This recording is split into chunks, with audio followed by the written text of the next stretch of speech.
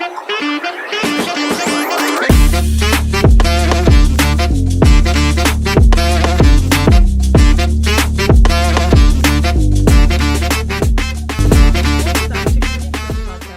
Finance Edition. I'm Rashmi, and I'm joined by my co-host, as always, Olivia. Today, we're going to talk about investing in the transportation sector. So, the transportation sector consists of all companies involved in the service of moving people and goods, plus transportation infrastructure. It's a subgroup of the industrial sector, and it includes things like air freight, airlines, marine, road, rail, etc. And these are highly sensitive to fluctuations in company earnings and prices of services. Because all of the costs and demand, geopolitical events, government regulation, it all has a really heavy influence on this industry.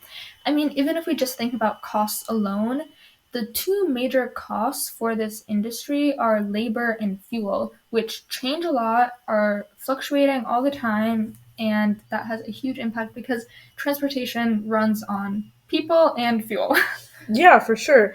And that kind of goes into fuel, which like the oil and energy, because if we're thinking about the cars that we use, always need oil for that. And maybe if you think about the electric cars, we need more energy per se. And so those are definitely also key factors in this industry. Although they may not fall under that industry specifically, like the oil industry and the energy industry and the transportation industry have a huge correlation with each other. Yeah, but if you're looking to avoid one certain industry that relies too much on oil, you can invest in specific companies, but also in mutual funds or ETFs. What's actually interesting is that the Dow Jones Transportation Index consists of 20 transportation stocks traded in the US, and it's the oldest US stock index from 1884, actually founded by Charles Dow, a co-founder of Dow Jones and Company. Yeah, it has 9 railroad companies as well as airlines, trucking, marine transportation, delivery services, and logistics companies. And these are names that you're going to recognize. I mean, think Alaska Air Group, Delta, FedEx, JetBlue, Southwest, Union Pacific, UPS, Kirby, and more. And the S&P Transportation Select Index is also a very good benchmark, but it's definitely new compared to the 1884 because is from 2006. Yeah, and then there are also really strong individual stocks like the United Parcel Services, which is what UPS stands for, Union Pacific, which is the railroad, and then also Kirby, which is a tank barge operator. These are all really strong individual stocks because, I mean, just think about it. Like, UPS is not something you'd expect to collapse in the near future. Same thing goes from like the Union Pacific Railroad, which has existed for so long.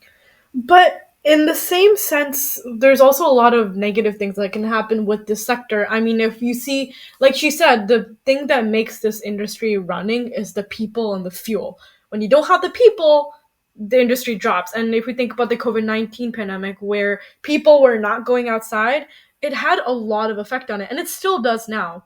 For example, the airline revenue declined by 70% or even more than that in 2020. Yeah, so when it comes to the transportation industry, it's important to consider whether or not people are going to continue using the type of transportation that you're considering investing in. So let's say that you're considering investing in trains. Well, obviously, trains are a lesser used form of transportation, unless if you're thinking about it more in the transportation of goods. Because when we say transportation sector, we're not just talking about transporting people, but also goods. Yeah, and some other things to consider are the fixed and operating costs of these companies. And the best companies should have these fixed costs under control. And that especially matters for the transportation industry because fixed costs can be really high. So having those costs under control is essential to having a stable growth for that company in the future. And debt is also a major factor to consider. And it's because they often have to borrow a lot of money for equipment, so make sure you look for a well-managed long-term debt. Furthermore, competitive strength is essential, especially when we think about something like airlines. There are so many airlines that exist that it's essential for the airline that you choose to invest in to be one that can compete against other airlines as well. But you can also think about the manufacturing of things. For example, airplane manufacturing, which only has Airbus and Boeing. Yeah, these are the only two major manufacturers of large airplane or aircrafts, which forms a duopoly in this industry. They share almost exclusive control over worldwide airplane supply business. They supply essential components, systems, materials for building aircrafts, like landing gear, propulsion systems, and so much more. So Boeing has its 7 series and Airbus has its A series, and together they also have a significant market share in the military aircraft supply.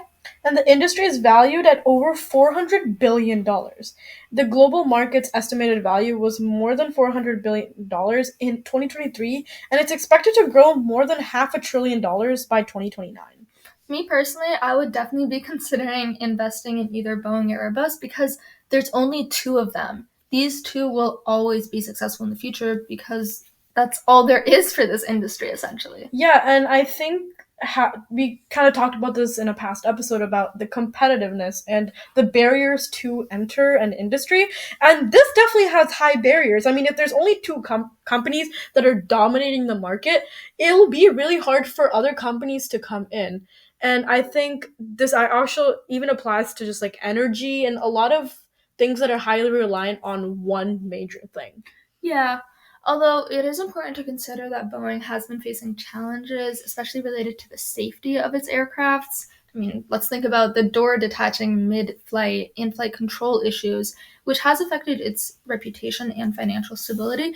But honestly, I would think of this as a propeller to invest in Boeing because right now their stocks are down because their reputation has been hurt a little bit. They're a little unstable financially right now.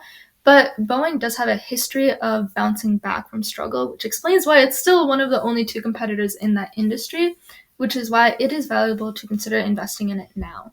Yeah, I think when you see a company kind of falling down, you'll eventually see a growth in it, and that's always a good time for to invest in it.